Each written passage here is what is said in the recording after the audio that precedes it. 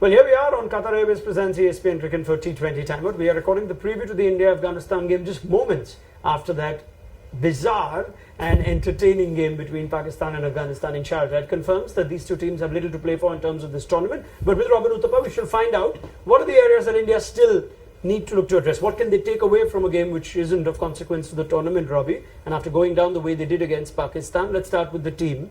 Would you be looking to play the same sort of team with Ashwin in it? What are the areas, what are the personnel that you'd like to change in this game? I think with the Indian middle order, I think if they can figure out a way how they're going to play people in their respective positions, that'll be something that they would want to focus on.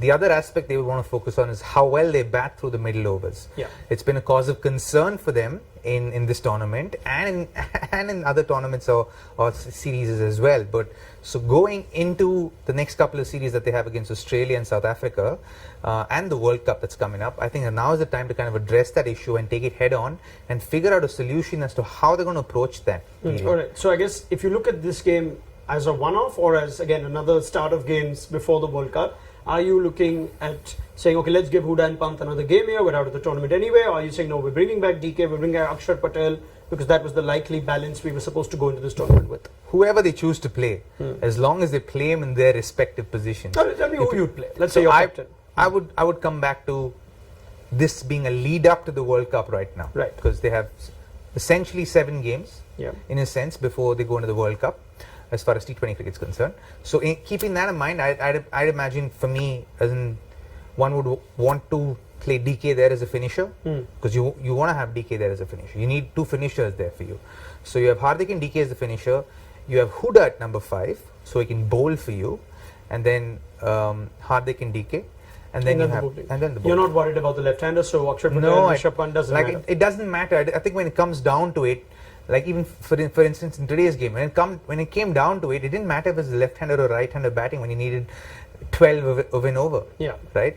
So it doesn't matter when it comes down to it, and I think that plays a mental part for sure. It can cause concerns to a captain where he says, okay, I'll change my plan because there's a left-hander batting. But if your bowler is accurate enough and you have enough confidence in him, you can still continue to bowl that bowler, right? If it's a leg spinner or a left arm spinner. But for me, I don't look at it as too much of a cause of concern, because I'm really looking at horses for courses. And if you're going to look at horses for courses, will someone like Rishabh Pant, irrespective of him being right-hander or left-hander, thrive at a number 5 position? Is that the position you want him to play over the next 5-10 years that he's going to be playing for India? Not necessarily. This is a stopgap situation for someone like Rishabh Pant, who's going to be great for India. So for him, I reckon you wait. He bides his time in T20 cricket, T20I cricket, till he gets number 3 or 4.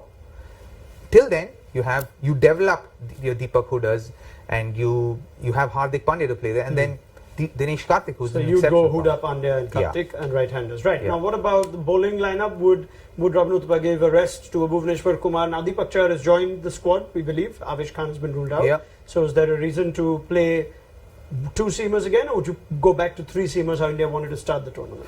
Well, if India could go back to 3 seamers, and if India do go back to 3 seamers, considering that they're making changes based on the personnel in the opposition side, India could go with 3 seamers and give Ashwin a break, right, and bring Deepak Chahar in, or they could give Bhuvi a break and bring Deepak Chahar in. If you were to make a call, what would best serve India here? Get Deepak Chahar a game over now, get him a game now, or stick to? No, I would give Deepak Chahar a game now, because there's nothing to really play for. You can give Bhuvi a break or Ashwin a break, either one of them, and bring Deepak Chahar in. All right, sure. Robin Uthappa, thank you very much. Before I leave you though, Afghanistan, back-to-back games, less than 24 hours. It's tough. It's not easy at all. It's going to be so hard on them. A few of them have to be concerned about cramping up tomorrow. So I reckon they would. It's going to be tough on them, but you got to feel for them. But I think they'll turn up. I think they're hurting from today's loss, so they'd want to make amends before they they finish up this tournament and go back with at least a win in the Super 4. India are certainly favourites, even though Certainly it's a dead favourites. It's rubber. actually a double-edged sword, Ronak, to be honest. Because if India wins the game, then they're going to catch brick bats. If they lose the game, they're going to catch brick bats. It's going to come at you anyway. You know, they're going to. If you win the game convincingly, they say, "Oh, these guys play well when there's no pressure." But I think the perception needs to change and just say, "You know what? This is over. We can't think about it. Let's move forward, look forward, and use this as one of the 7 games leading up to the World Cup. And this is game number 1. What do we do? How are we going to approach it?" I think that's the way they'll be approaching it, and I think as supporters of the Indian team, that's the way we should approach it.